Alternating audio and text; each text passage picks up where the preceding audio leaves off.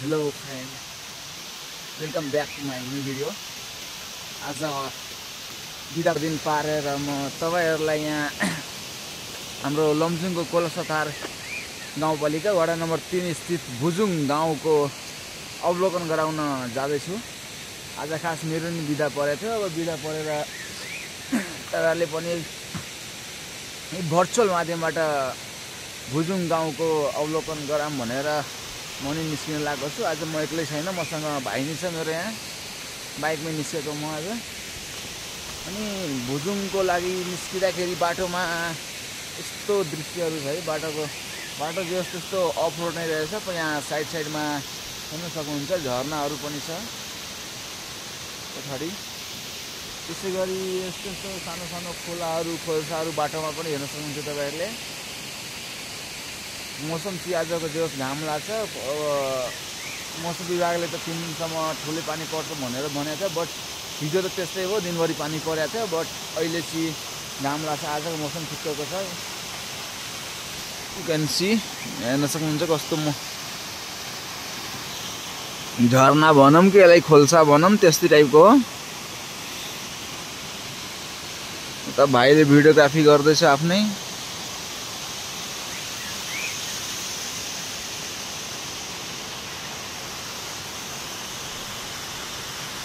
बाटो यस्तै अफरोड हुन्छ क्या यहाँको। अनि यो चाहिँ भुजुङ छिर्ने मेन गेट, पुरानै गेट हो। अहिले साँगुरो भइसकेको छ। उताबाट नि एउटा जोस आउटलेट बनाएको छ।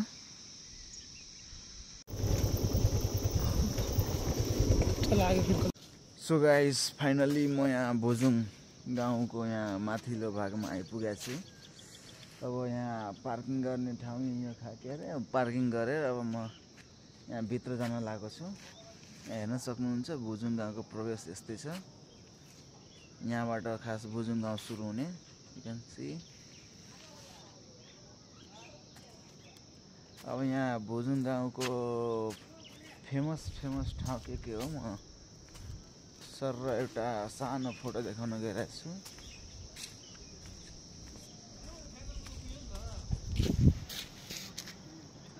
Traditional houses, homestay, tea garden, museum, monasteries, Gimchi waterfall, these all are the famous places. In the entry, double entry हो जाएगा, ये हो जाएगा entry क्या? ये जाएगा entry कर सीधे गोलोघर पड़े फर्स्ट माथि पड़े सीधे गोलोघर। इतना सामुदायिक भवन रहेछ क्या?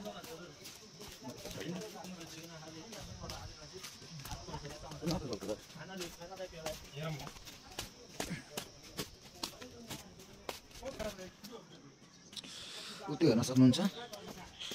त्यो पनि एउटा फेमस ल्यान्डमार्क नै हो भुजुङ गाउँको लागि। त्यो पनि अझै जग्गा लगाला। हेर्न सक्नुहुन्छ यहाँ भुजुङ गाउँको एउटा फेमस ल्यान्डमार्क।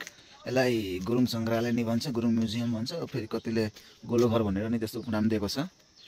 यस्तो छ यहाँको। त्यो भुजुङको एउटा यो एउटा फेमस ल्यान्डमार्क नै हो। यसले पनि भुजुङको चिनाउँछ।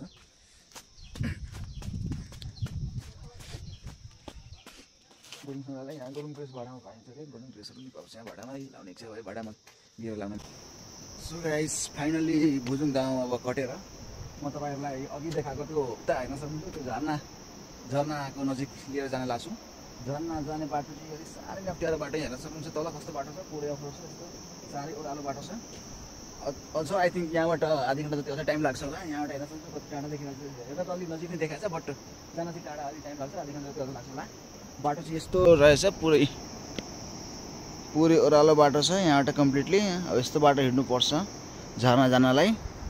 A few inches later, 2 hours later, 1 eternity later.